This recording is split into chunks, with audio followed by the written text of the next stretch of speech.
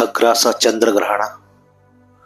ಪಂಚಾಂಗದ ಪ್ರಕಾರ ಖಗ್ರಾಸ ಚಂದ್ರಗ್ರಹಣದ ಬಗ್ಗೆ ಚಿಕ್ಕ ಮಾಹಿತಿ.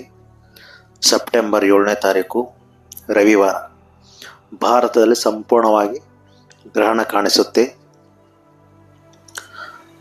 ಸೆಪ್ಟೆಂಬರ್ 7 ರವಿವಾರ ಗ್ರಹಣದ ಸ್ಪರ್ಶಕಾಲ ರಾತ್ರಿ 9:29, ಮಧ್ಯಕಾಲ ರಾತ್ರಿ 11:42, ಗ್ರಹಣದ ಮೋಕ್ಷಕಾಲ ತಡರಾತ್ರಿ 1:26.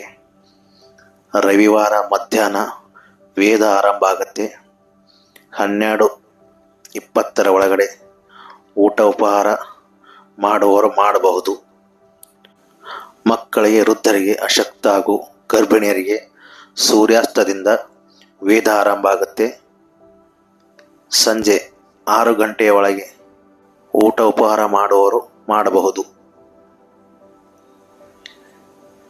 ಮಾತ್ರೆಗಳು, ಔಷಧಿಗಳು ತಗೊಳ್ಳುವವರು ಇಂಥವರು ಕೂಡ ಸಂಜೆ 6:30 ಒಳಗಡೆ ಊಟ ಉಪಹಾರ ಮಾಡಬಹುದು.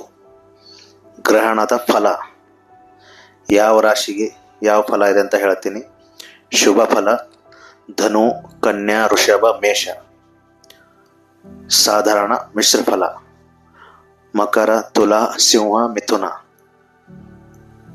ಆಮೇಲೆ ಅಶುಭ ಫಲ ಅಂದರೆ ಕುಂಭ, ವೃಶ್ಚಿಕ, ಕರ್ಕ, ಮೀನ.